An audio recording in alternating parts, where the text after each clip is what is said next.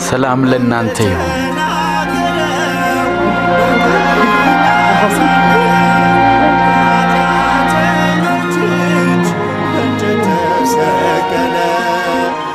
ለምን ትፈራላችሁ?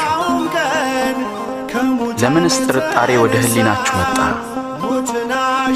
እጆቼን እግሮቼን ተመልከቱ። እኔው ራሴ እንደሆንኩም እዩ። ዳሱኝናም ታውቁኛላችሁ። እዩ፣ መንፈስ ሥጋና አጥንት ፈጽሞ የለውም። ከእናንተ ጋር በነበርኩ ጊዜ ስለ እኔ የነገርኳችሁ ይህ ነው። በሙሴ ሕግ በነቢያት ትንቢትና በመዝሙርም የተጻፈው ሁሉ እነሆ ተፈጸመ። የተጻፈውም ክርስቶስ መከራን ይቀበል ዘንድና ሞትን ድል አድርጎ እንደሚነሣ ነው።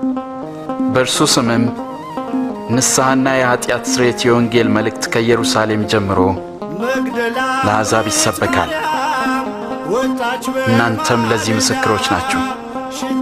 እነሆም አባቴ የሰጠውን ተስፋን እልክላችኋለሁ። ኃይልም እስክትቀበሉ እናንተ በኢየሩሳሌም ከተማ ውስጥ ቆዩ።